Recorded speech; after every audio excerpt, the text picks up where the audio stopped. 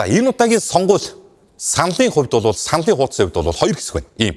За энэ бол одоо сонгуулийн төв байгууллагаас иргэд олон нийтэд мэдээллийн зорилтоор хүргэж байгаа загварын саналын хуудас. За яг нөгөө үндсэн саналын хуудас бол биш байгаа юм шүү. Ямар ялгаатай байна вэ гэж.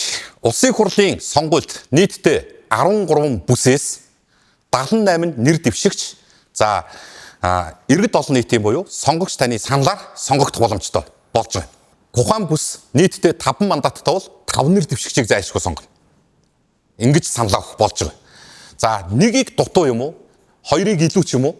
За будах юм бол энэ саналын хуудас хүчингүй болно гэдгийг анхаарах хэрэгтэй болж байгаа. За хамгийн гол энэ намуудын жагсаалт байна. За 48 одоо нэр дэвшигчийг намууд жагсаалтанд байршуулж иргэд олон нийтийн буюу сонгогч таны саналаар сонгогдох боломжтой. За би Монгол Ардын намаас жинхэнэ нөгөө инженерүүд олон нийтийн төлөөллийг дэмжмээр байна. За одоо иргэний зориг ногоо намд бас миний дэмжиж байгаа 2 3 хүн байна. Энийг бас дугуулчих. Ингээд энэ хүснэгтэн дээр нэгээс илүү одоо сонголтыг хийх юм бол намуудын жагсаалтын чи хүснэгт хүчингүй болчихж байгаа шүү. За одоо жишээлбэл за би Монгол Ардын намын дарга Монгол Улсын ерөнхий сайд оюун эрдний багийг дэмжиж байна.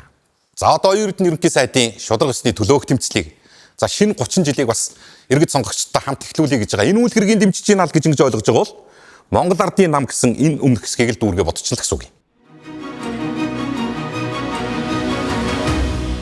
Ерөнхий сайдаа багаар нь дэмжиж